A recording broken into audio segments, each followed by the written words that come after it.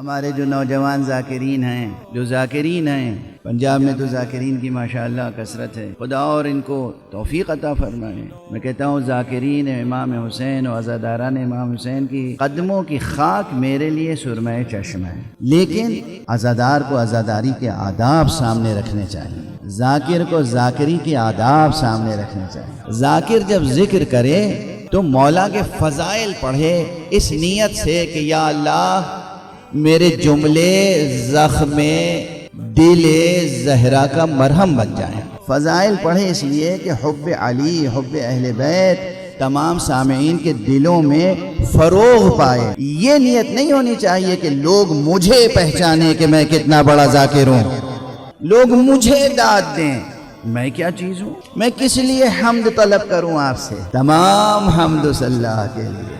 یعنی کون سا عملی شرک ہے کہ تم چاہتے ہو کہ تمہاری تعریف ہو؟ تمہاری تمنا یہ ہونی چاہیے کہ تم بیان کرو اور اس کی تعریف ہو۔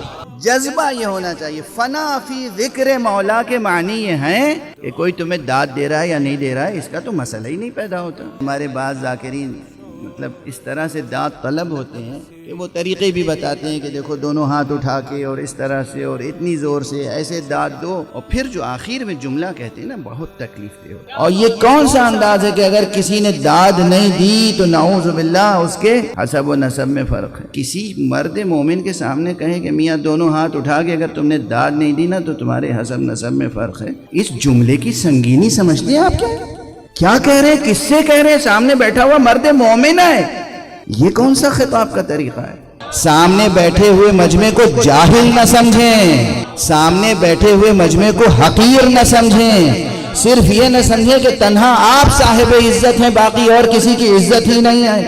ہر مومن محترم ہے، اور حدیث معصوم ہے اور حدیث قدسی ہے، ایک مرد مومن کی عزت، آبرو، حرمت، حدیث میں حرمت کا لفظ بھی آیا، وہ خانہ کعبہ سے بڑھ کر ہے۔ محمد اور آل محمد کے تذکرے کی طرف بلانے کے لیے محبت کا لہجہ اور احترام کا لہجہ ہونا چاہیے۔ دیکھیے سامنے جو بیٹھا ہوا مجمع ہے، ہر فرد کی عزت ہے، ہر فرد محترم ہے۔ اس بلندی پر آنے کے بعد اگر ہم آپ کے احترام کی شناخت نہ رکھتے ہوں تو اس سے زیادہ بڑی پستی نہیں ہو سکتی۔ دست ادب جوڑ کے عرض کر رہا ہوں، ذاکروں کی ضرورت ہے، بہت کمی ہے ذاکروں کی۔ میں جوانوں کو ترغیب دیتا ہوں کہ ذاکر بنیں۔